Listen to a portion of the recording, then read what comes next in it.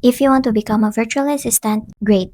This video is for you. For today, we will be talking about the things that you need to know kasi I don't want you to start something tapos wala kang alam kasi knowledge is very powerful and it's very important, especially if wala ka pang experience and wala kang idea kung ano yung ma-expect mo sa virtual assistant journey mo. Meron kasi mga bagay na pwedeng makasira ng career mo kahit hindi ka pa nakakapagsimula. So if you want to know kung ano yung mga kailangan mong iwasan, keep watching and let's start with the first one. Number one na kailangan mong iwasan is don't try to be an expert in everything. Usually kasi pag you're a newbie, kakastart mo lang sa VA journey mo, most likely you will say yes to everything. Kasi ganon din ako nung nag-uumpisa pa lang. Kasi yung mindset ko, I really just need to get that experience, makapagsimula na. So parang naging generalist ako.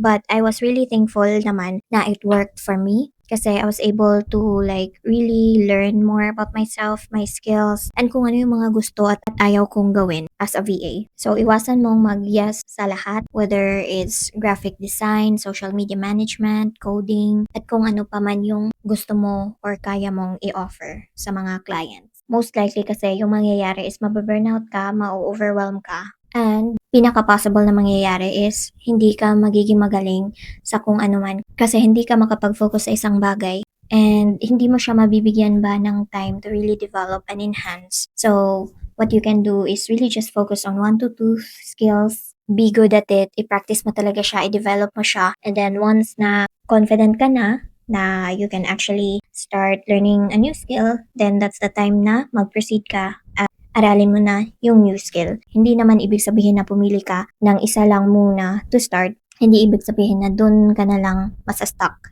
Kasi you can always add, you can always learn a new skill kapag ready ka na. Yung next naman is don't ignore your communication. I'm talking about yung communication mo with the client. So, as a freelancer, nasa bahay tayo, we're working remotely. So, basically, hindi tayo nakikita ng client, diba? So, kung hindi ka mag-update, kung hindi ka marunong mag-communicate with the client, mag-worry sila kung talagang ginagawa mo yung work mo or kung talaga bang nagwo-work ka. I really believe that communication is the number one tool that you can use as a virtual assistant, especially if bago ka pa lang. So for example, if you're working on a task and hindi ka sure kung yun ba yung gusto ng client mo, then you can actually just update. Before you actually complete the task, you can ask na, ganito ba yung gusto mo? Mag-message ka kay client and ask if yun ba yung gusto nilang output or yun ba yung ini-expect nila from you para kapag nag-proceed ka, alam mo na yun na yung gusto ni client. Na-save mo na yung time mo kasi alam mo, hindi mo na uulitin yung task because you already know and na-confirm mo na from the client na yun talaga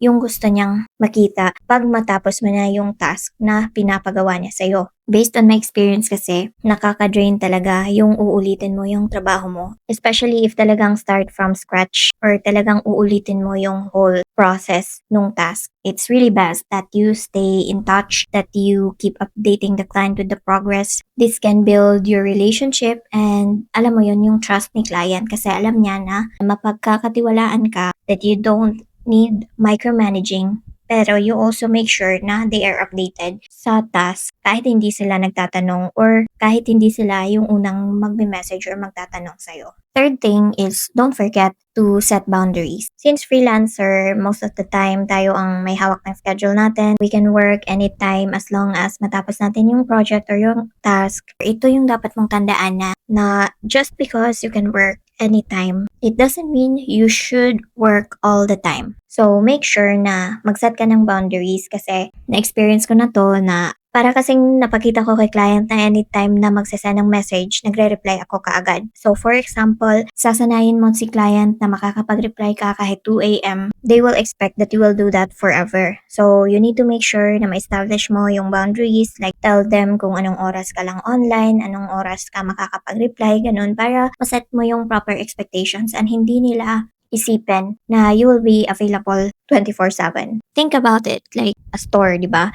Meron lang operating hours. So, kapag beyond the operating hours na, consider it as closed. So, hindi ka na magre-reply and maiintindihan naman ni client kasi tao lang naman tayo. Meron din tayong sariling buhay. So, yun. just make sure to set boundaries, let the client know kung ano yung working hours mo. Pick a schedule, let the client know, and stick to your schedule. Number 4 is don't wait for perfect. I think this is very common, especially sa mga bago. Even ngayon, na 5 years na ako sa pagiging VA, I still want to make sure that everything is perfect. Pero I realized na hindi pala dapat ganon. And that's why I'm sharing this because I want you to avoid this. Kasi hindi mo talaga kailangan na maghintay na maging perfect ang lahat, na magkaroon ka ng perfect portfolio, magandang portfolio, or magandang setup. You can actually just start with what you have. Kung ano yung kaya mo ngayon, for example, if wala kang laptop and you really want to become a VA and you decided to like start with a second-hand laptop, marami namang options. You can actually just start because I started with ano lang talaga, second-hand laptop, external keyboard, like talagang yung kaya lang ng budget ko. Hindi ako bumili ng mga mamahaling headset, mga ganun. Talagang dumiskarte ako para lang makapagsimula ako. And then nung nagkaroon na ng extra, saka na ako nag-upgrade ng mga equipment ko. You really don't need to be perfect bago ka magsimula. You can just start with the basics. You can start with a simple setup. Yung kailangan mo lang naman is stable na internet connection, working laptop, yung kayang mag-multiple tabs. Marami namang second-hand na mabibili mo online or sa mga credible na stores malapit sa inyo. Yung headset na hindi naman kailangang mahal, and webcam na marami actually webcam na affordable pero maganda pa rin naman yung quality. So, just really be madiskarte. You can always upgrade later kapag nakaluwag-luwag na. Remember na you can learn by doing. Actually, mas marami ka pang matututunan kapag ginagawa mo na mismo yung task, hindi yung manonood-nood ka ng mga training, which is not bad. Actually, ganun din naman ako nag-start.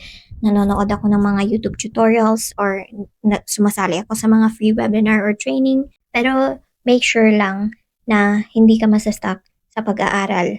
Kasi nung nagsisimula ako, I actually think na tama yung ginagawa ko kasi nag-aaral ako, nagsisearch ako, inaaral ko yung mga tips and mga ways kung paano gawin ang isang task, tapos ginagawa ko siya. Pero nung nagkaroon ako ng client, naging course hoarder ako, and isa yan sa mga dapat yung iwasan.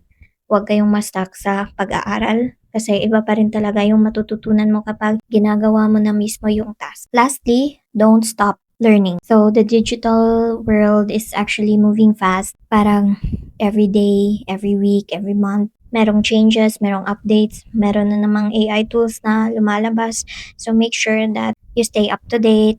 You make sure to give time to learn kung ano yung mga bago, kung ano yung mga updates sa industry ng client mo, ganyan. Just to make sure na you stay competitive in the industry, especially na a lot of business owners are using AI now. So, make sure na nag-aaral ka din ng mga tools na pwedeng makatulong sa business ni client. Huwag kang matakot sa AI. AI will actually just replace yung mga tao na hindi marunong gumamit ng AI.